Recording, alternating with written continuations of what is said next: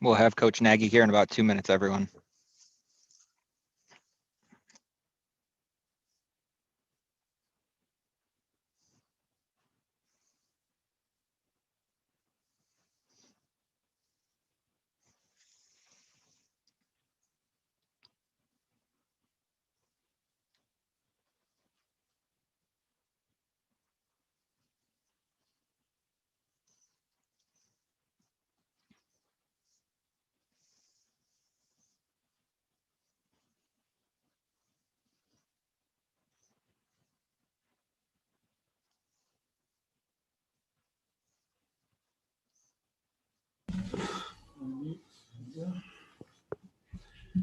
Hey, Coach, ready to go? Yep, we're ready. First question, Jason Leisure. Matt, what happened with David Montgomery today, and what's the severity of that injury? Yeah, we don't know the severity. He has a groin. He ended up doing it in an individual drill. It just slipped out from him on that. So that's where he's at. So we don't know anything else from that. JJ Stankovitz. Matt, when David went out, what did you get out of evaluating the other running roster, Tariq, Cordero, Ryan, and Artavis? Well, it's you immediately for practice, you got to go ahead and it's those guys take the plays wherever 32 was. They jump in for him, and so you just keep moving on, and that's all you can do. And when you have that mentality, it usually the guys stay positive, and that's what we did today. So we have a lot of trust in all of our guys, and just gives them more reps. Adam Johns. Hey, Matt, I wanted to ask you about that early team drill where the quarterback stayed in for the entirety of the drive. I think many of us would think that was maybe Nick Foles' maybe best drive thus far in camp. I think I had him for 6 for 7. What did you think of Nick Foles in that? And then going off that, is that an example where when you grade these guys, you have to take into account who they're playing with? Because later Mitch seemed to get sacked. I had him down for like 4 sacks with the second offensive line. Right. No, Adam, that's a great observation. So Nick had the ones today for the 2-minute with them alternating days. In that situation, it's just too hard to alternate a quarterback in the middle of a 2-minute drive and in that mode. So you're right. Nick had a really good day in that mode for us. I thought he just really ran the offense really smooth. I thought the guys around him played really well. It was good decision making and resulted in a touchdown. And then to Mitch's credit as well, today during that period, as well as the last period that we did the special cat at the end, those two today were to keep them in a rhythm. We had Nick have the one. So what we'll do is tomorrow that'll flip. So tomorrow you'll see Mitch be able to go with the ones for the whole drive. Nick will go with the twos, and then we'll do that again at the end of practice. But you're right. It was for the group that was in there with the ones, I thought it was a job well done, and we got to keep working on that 2-minute stuff. Brad Biggs. Hey, Matt, when you look at Tariq and Cordero, obviously they know your entire offense, but can they do everything that you ask David to do, or are they slightly, to a degree, kind of matchup players in your system? Yeah, they can. There's certain things that are their strengths, versus what David does. I think we all know that. I mean, with Cordero, still doing things with some wide receiver stuff within our system that we're doing, but yet playing some more running back and playing a lot more running back and being with them. He's learning that stuff, and so these experiences we get probably doesn't do as well as David. David's been playing that position his entire life, and then 29, same thing, does a lot of good things. He has strengths and weaknesses back there. So when times like this happen and you have a guy in practice that's out, now sometimes you got to adjust, and now you try to work to the strengths of those other players. Dan Wiederer. Matt, if the injury turns out to be significant and you and Ryan have to get together and put together contingency plans, how extensive does the search have to be to find a guy that can handle more of the traditional role that David was in? Yeah, Dan, it's a good question for sure. I mean, Ryan and I aren't there yet just because we don't know. Yeah. You try to stay as positive as you can. You don't know really what the answer is or where things are at. And then there's different, again, we talked about contingency. This is the year of the contingency. So now this is one without COVID as an injury. What are our options? And do we like where we're at right now, or do we feel like we need to go outside of the building? That's all stuff that we'll discuss, and whatever we do, we'll do it so that it helps us. But for sure, we got to look at all that. Pat Finley. Matt, we've talked about what a bizarre preseason this is. Given that you've got to pass 2 COVID tests just to get in your building, and given that the season's 2.5 weeks away, is it possible, if you do pursue depth, to get whoever you bring in caught up in time for the season to start? Well, yeah, it's possible. And then you gotta make sure that whatever that is in any situation, regardless of this year, when something happens where you got to replace somebody, which we don't know if we're there yet or not, but if you do, then you got to be able to adjust a little bit with that position and make sure that who knows who it is and how it goes. But we as coaches got to do our job of making sure it's a smooth transition. And I know that we would end up doing that if that was the case, but that's really at all positions. But with the time being so close, you just have to be real careful with how much you would do. Adam Hogue.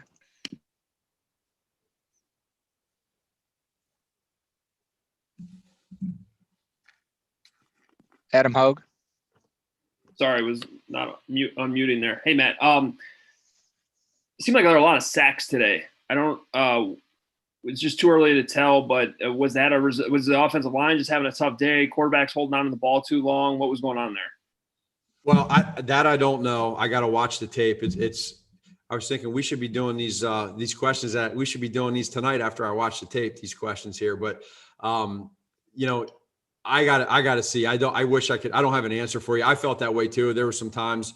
There's a lot of different reasons for it, whether it's the wrong call at the line or just a guy gets beat one-on-one. So I'll be excited to see it myself. Even going back to yesterday, just with the quarterbacks. After you go back and you watch the tape, sometimes you think it's a worse practice than what it is. I thought yesterday some of the plays that maybe on the field I thought weren't so good. After watching tape, there's some better decision making and better throws than anticipated. So I don't know about the O-line today. I'll have to look at it. Mark Potash. Hey, Matt, Demetrius Harris looks pretty nimble in the passing game in practice. I'm wondering if is there room for him to do that in real games if Kmet and Graham are as effective as you hope? And also, can you kind of address where you're at with the tight ends? Because it just seems like with so much influx in training camp, it looks like something you might be able to hang your hat on at this point. Yeah, Mark. Well, what a compliment to say. Did you say he was quick twitched or he looked nimble or something? Nimble. Yeah. Sloth. That's his nickname. I mean, he just does what he's supposed to do, but he's doing a good job right now. You like him. He's a big target.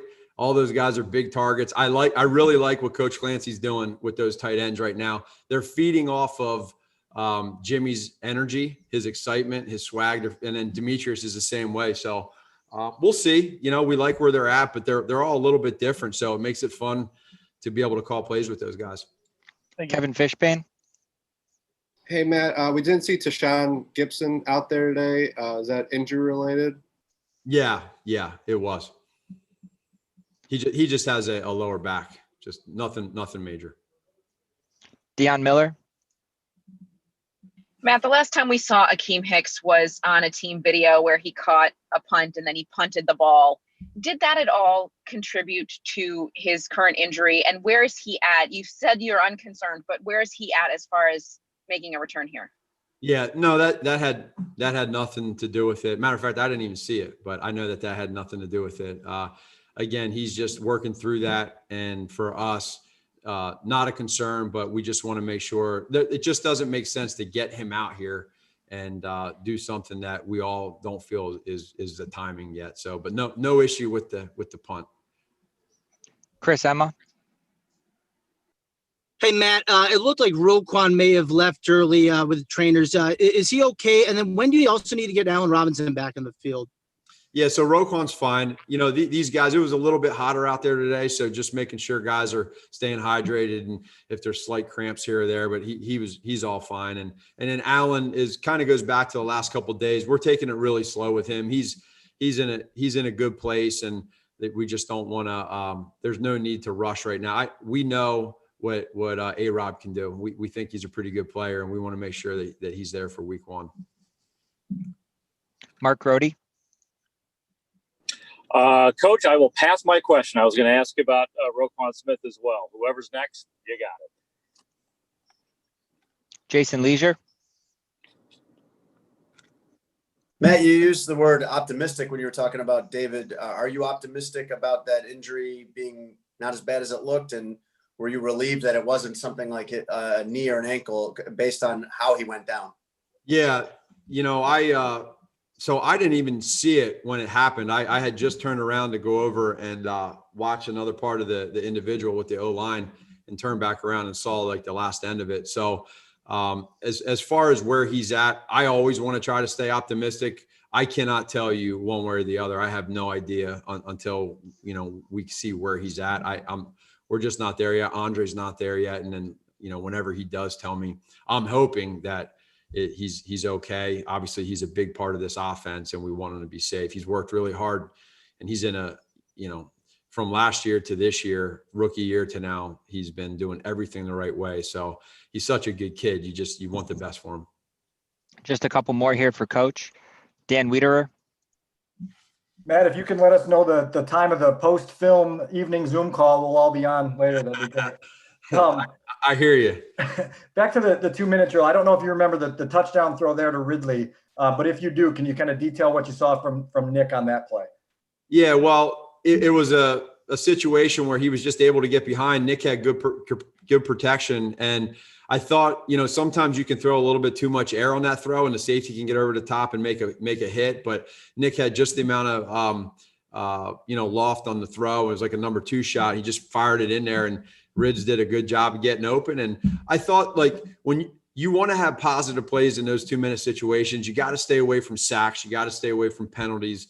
You want to get some rhythm. And so in that situation there, if you looked at the clock, we were down 16 points, simulating that just so that we can work that clock always running.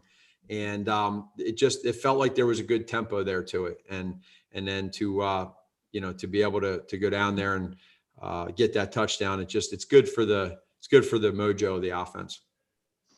Last one for you, Coach. Jeff Dickerson. Hey, Matt, just, I guess, back to David again for just a second. I know you were a big fan of his coming out of college. You played a big role in the Bears drafting him. It seemed like last year he just kind of scratched the surface of what his potential could be. Just big picture in your mind, like, what kind of player do you envision that he can one day become in this league? You've been around some great running backs. What do you think ultimately is sort of the ceiling for him? Yeah, I love his ceiling. They don't make many guys the way they make David Montgomery. I mean, he's a special player. I don't want to put a ceiling on him because I just know this. We believe in him, and I was not the only one. There's a lot of people that saw a lot of good in David Montgomery, and all of our personnel, Ryan Pace, our coaches. We were hoping that he was going to be able to slip to us at that position where we were at in the draft. And so now he gets here last year, and it's never easy as a rookie to come into this. And it's just a totally different game and just into the system we were doing. So now he's worked really hard. He kind of knows how we do things. He bought into it. And again, we're just knocking on wood, hoping that he's going to be okay, because we really think his future's super bright. We want to have a long career with him. And he's a guy that you can give the ball to a lot, and he's going to make, he's going to get a lot of yards, and he's going to score a lot of touchdowns. And we like that. So he fits what we're doing. Awesome. That's it for the day, Coach. Appreciate it. Take care, guys. We'll see you.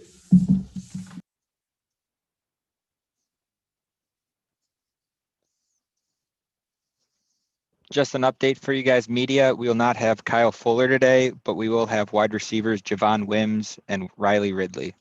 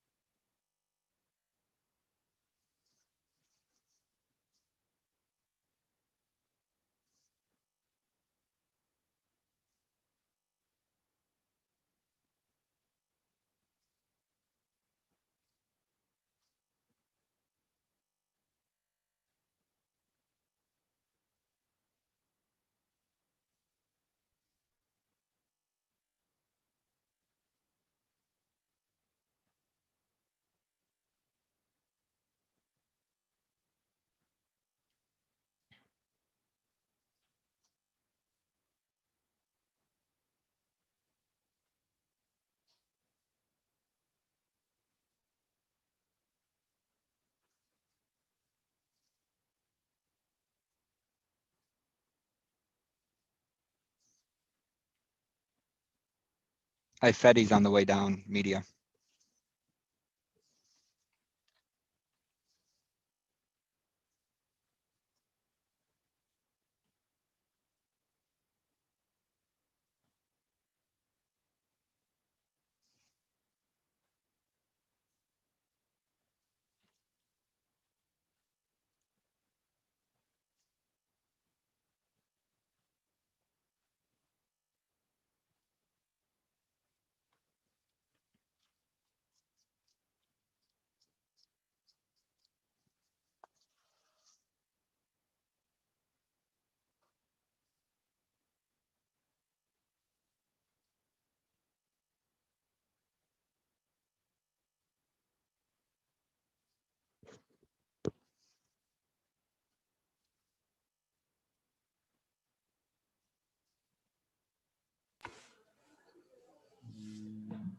Hey, you got me? Oh, yeah. Awesome. We're going to get started right away then. First question comes from Dan Wiederer. Hey, Jermaine, as you sort of get used to playing with a new group of guys, what for you so far has been the biggest challenge, and what are you pleased with to this point in camp? I think the challenge every day for us as a line and me individually is just continuing to challenge ourselves to get better.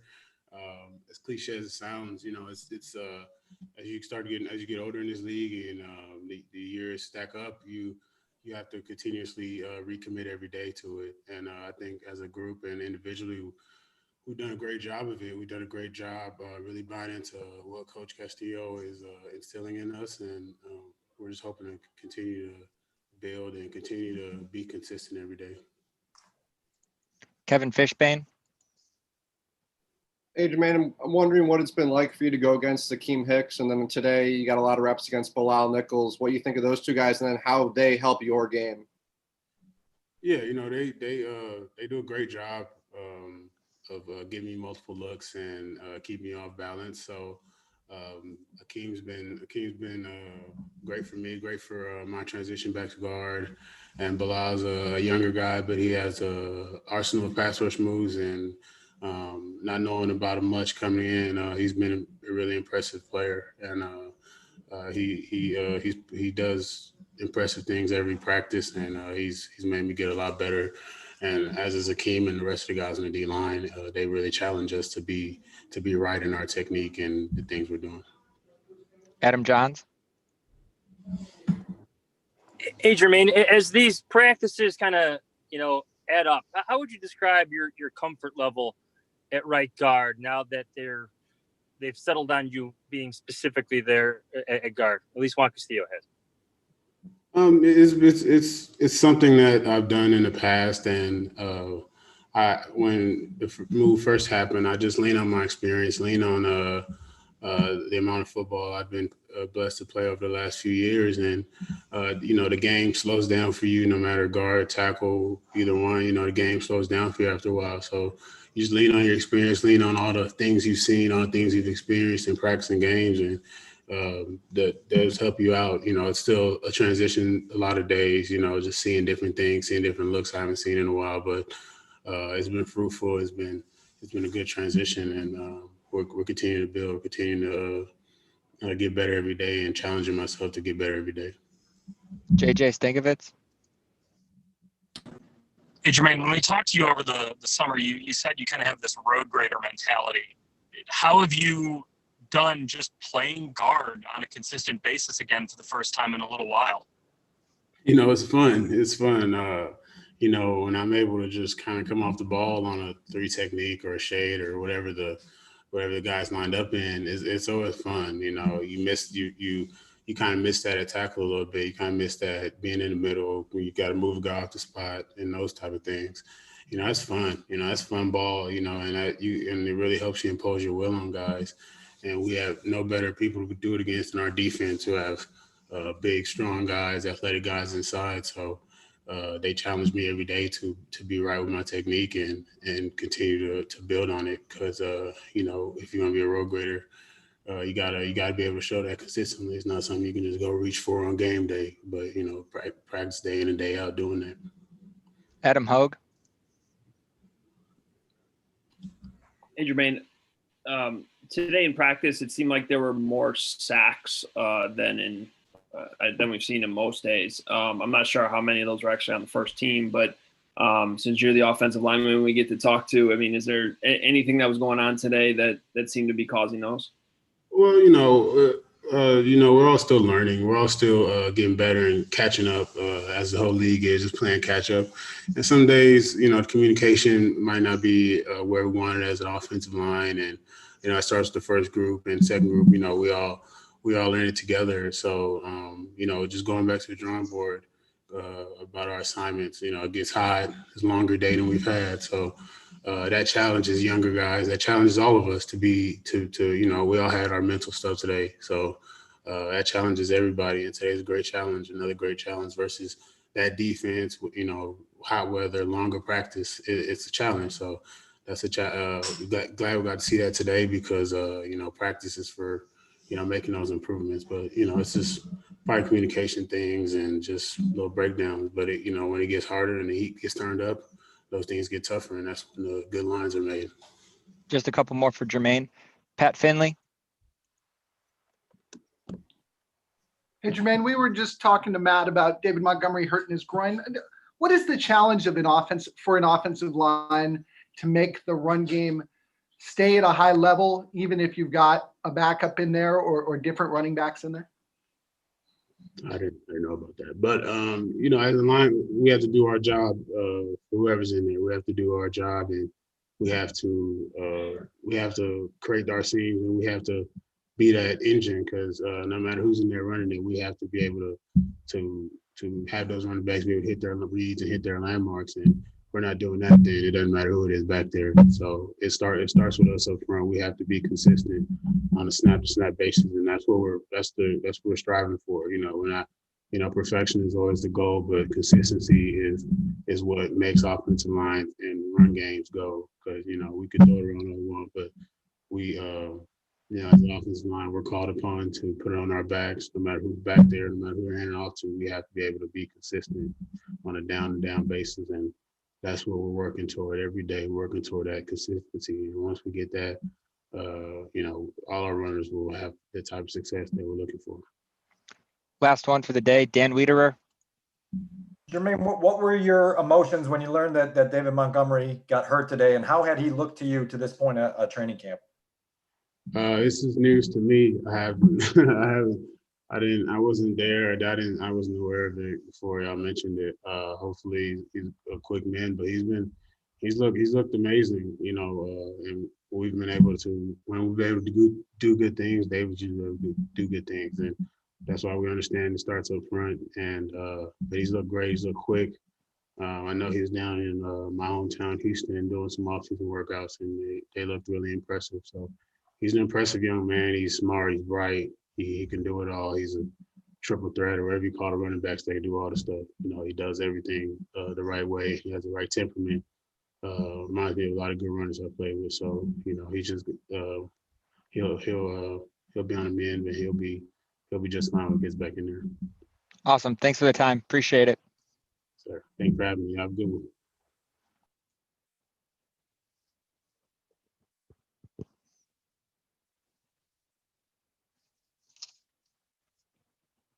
Next up, we'll have Riley Ridley.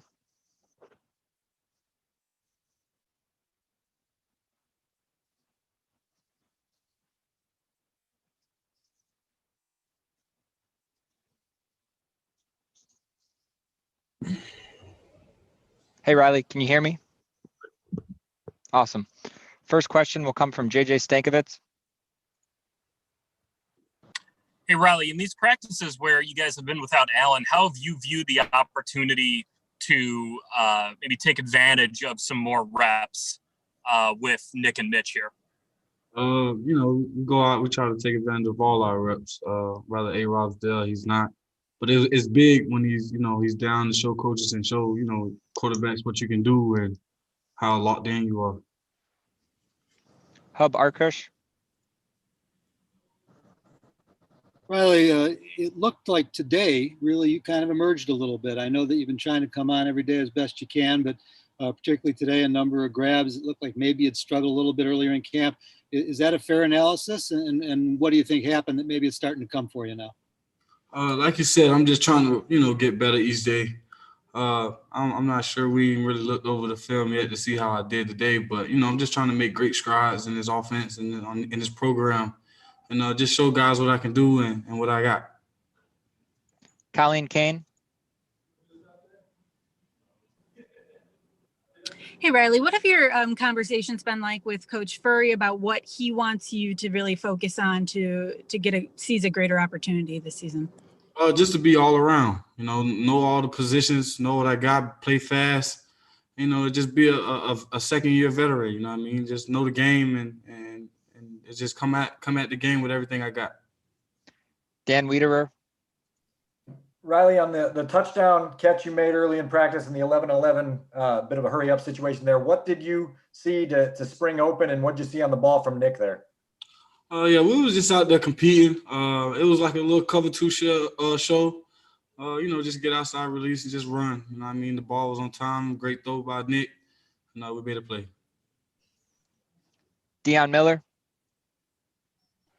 What has it been like working with both quarterbacks and trying to find a rhythm with them when they're alternating reps as much as they are? For the most part, it's fine. They competing, we competing, so it brings a lot of joy and a lot of excitement to the field. So whenever you can get up there with 9 or 10 or 8, you just take advantage of the opportunity. Pat Finley. When you look at the pass game, do you think it's ready yet? And if it's not, is 2 weeks enough time to find that rhythm? I don't think that's my place to be really, going to. But I believe that as a team, we're ready. We're going to be ready, and we're going to be aggressive, and we're going to attack. JJ Stankovitz. Riley, what's it been like competing with Javon and going, kind of rep for rep with him on some of these plays? To be honest with you, I'm not really seeing it as competing. We're just out there having fun, just lighting it up for our receiver room. Dan Wiederer. Riley, Coach Furry has been so encouraged and optimistic about the strides you made really late in your first season and then all throughout the offseason. What are you most pleased with the growth you made from the end of last year until the time camp started? It's a big jump from, year 1 to year 2. When you're coming in, you know what to do, you know what to expect. And so all you got to do is really get to work, you know what I mean? So I guess from an aspect of what Coach Furry was saying was that, I'll be able to come in this year and, just know what I got to do, know my assignments, and just playing fast. In such an unorthodox offseason where you didn't have the facility or OTAs or minicamp or any of that stuff, how did you stay on top of things? Who were you working with, and how did you make sure to stay on top of everything? For the most part, I was down in Atlanta working with my brother. And, that's just receiver things, just learning how to run certain routes, how to get my head around them for the ball, just learning down the distance and stuff like that. So I was down in Atlanta just hanging out with my brother. Pat Finley. What did having a strong showing at the end of the season, what did that do for your offseason and for the momentum you had? Sorry, can you repeat that? What did having a strong end to the season do for your momentum going into the offseason? For the most part, you want to carry that. You want to carry that on. For the most part, I was just trying to, stay the course, stay the focus, and get back, show guys what I can do, and that's for the most part. Just a couple more for Riley. JJ Stankovitz. Hey, Riley, we noticed last year your locker was literally right next to Allen Robinson's. I'm just curious, what did you kind of soak up watching A-Rob go about his business, how he works, how he practices every day? One thing about A-Rob, he's very consistent. He puts the game first. He knows what he has to do. He knows how to get open. He can read coverages very well. He's an all-out, really good receiver. A lot of people probably sleep on him. I'm not sure, but if you're really next to this guy, you can learn a lot from him. The way he comes at the game, the way he approaches his treatments, just the attack of the ball. He's an all-around great receiver. Last one, Dan Wiederer. Riley, wondered what your reaction was when you learned that David Montgomery injured his groin today. And then also, just as it relates to Ted Ginn, what has been the extent of your connection with him since he got in?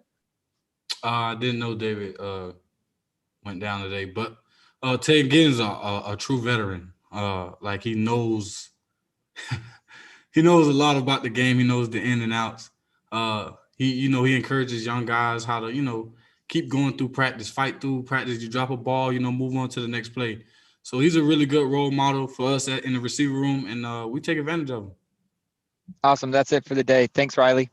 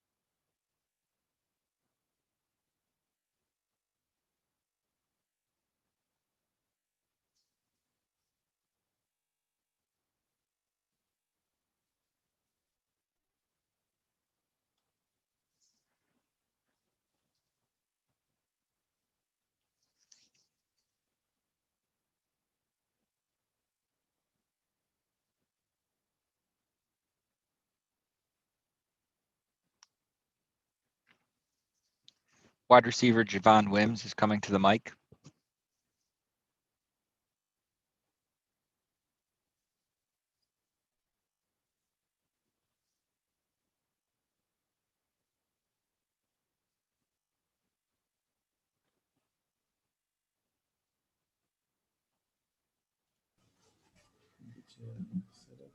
Okay.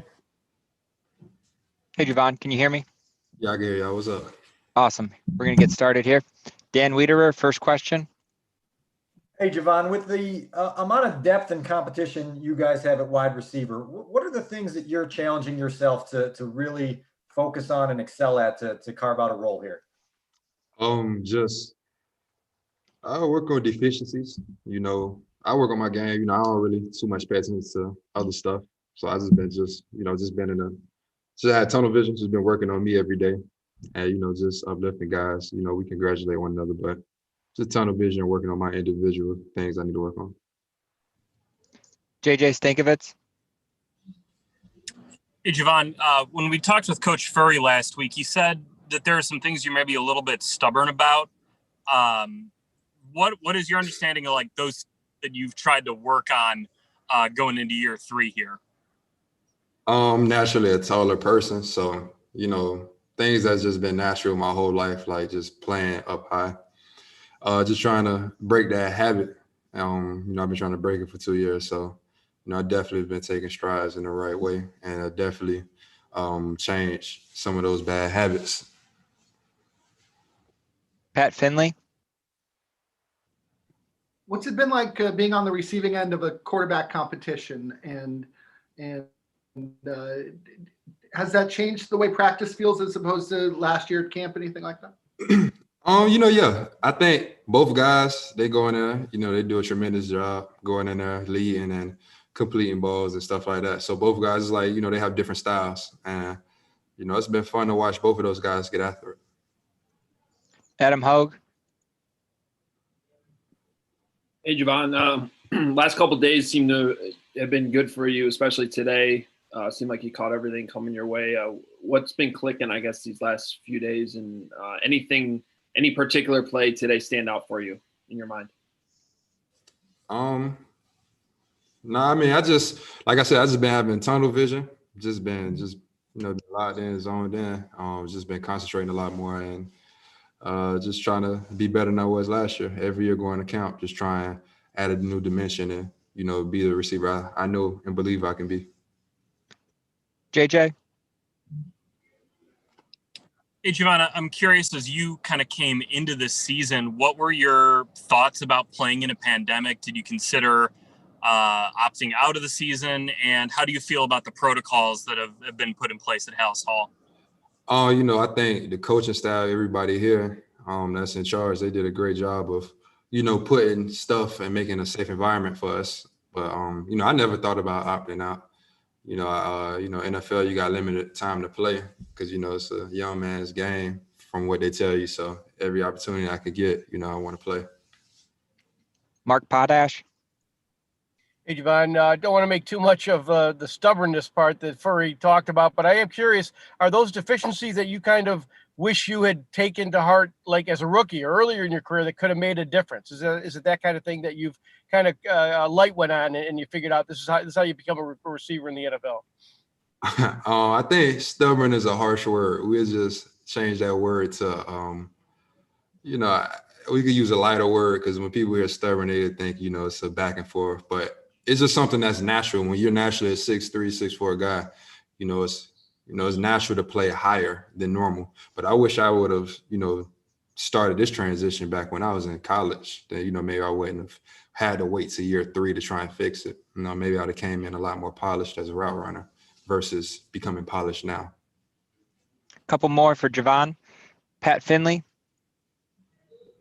Javon, did you know that David Montgomery hurt his groin early in practice today? Did you notice his absence? And if so, what do you make of a guy who's about your age going through what might be a tough time today?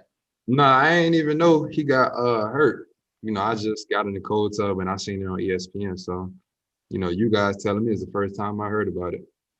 But, you know, he'll shake back. He's tough. Last one, Dan Wiederer.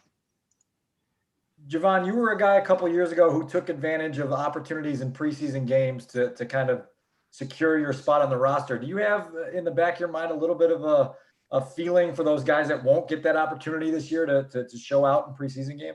Yeah, it's unfortunate. Those guys, every preseason game is an opportunity for everybody.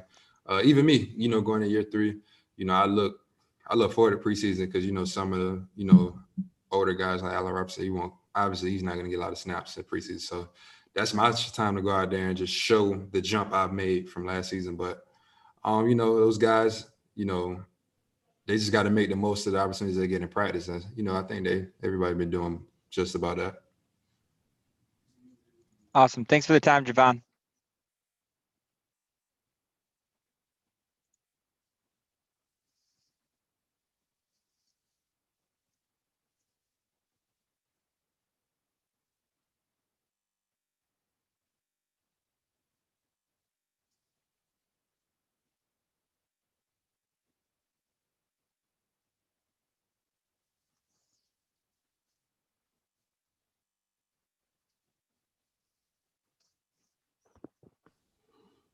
Hey, Roy, can you hear me?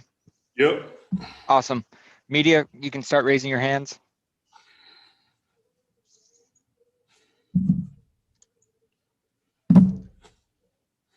Adam Hogue, go ahead. Hey, man, what's it been like out there? Obviously not having Eddie Goldman, and seems like everyone's sort of adjusting, but defensive line still looks pretty strong overall. Yeah, man. I mean, we're just trying to play ball, man. With Eddie being gone, we still got to play Chicago Bears football up front and stop the run, get after the pass. JJ Stankovitz.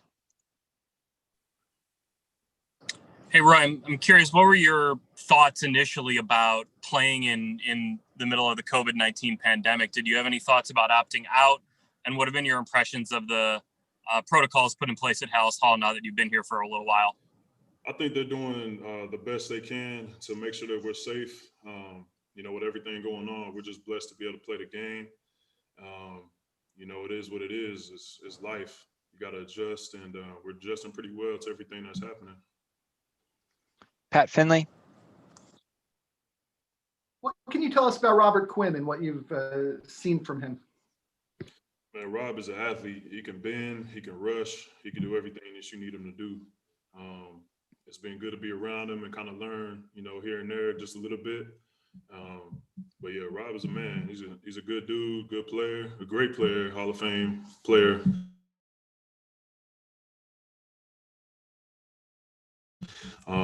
He's going to. Mark Potash. Hey, Roy, you've made strides over a couple of years here in this defense. Where are you right now? What are your expectations for this year? Do you ever envision like having kind of that breakout year? And are you at that point where you know this defense well enough now that you can take a big leap? Yeah, I mean, every year the goal is to make a big leap. Right now I'm just trying to do everything I can to help the team win games, and all the stats and all that stuff will come. I'm just trying to continue to perfect my craft and do what the defense need me to do. Thank you. Kevin Fishbane. Hey, Roy, what did it mean to you when the Bears gave you that second round tender this offseason? And what kind of motivation does being in a contract year do for you? It means everything. It gives me the motivation to go harder. It's another year to play ball at the pro level. So I'm blessed to be in that position. Pace having the, just the love to, keep me around. And obviously I'm still doing my job right. So for him to keep me around and be able to play for this great team, I'm blessed to be where I am today. Mark Potash. I'm good. Pat Finley. I am not good. I'll ask a question. When you look at what this defense can become, Roy, how does it compare to the last couple of seasons that you've had? There are some new pieces as a whole, but it feels like it hasn't changed the expectations you have.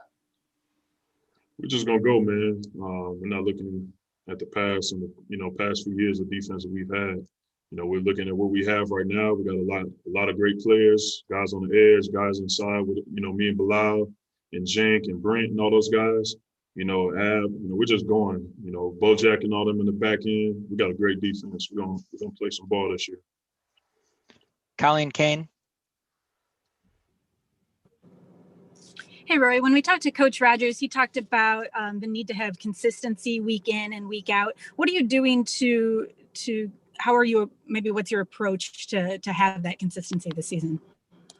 Just taking everything a day at a time. Obviously, we haven't played ball since that last Minnesota game. So training camp with pads on right now is it's a little bit different just because we haven't had OTAs. So just trying to take everything a day at a time with the pass on and trying to perfect my craft in the run game and in the pass, and just trying to get better every day. Just a couple more for Roy. Pat Finley. Roy, what have the coaches done in practice, especially the last 10 days, to try to recreate that feeling of competition that comes from exhibition games that you guys aren't having?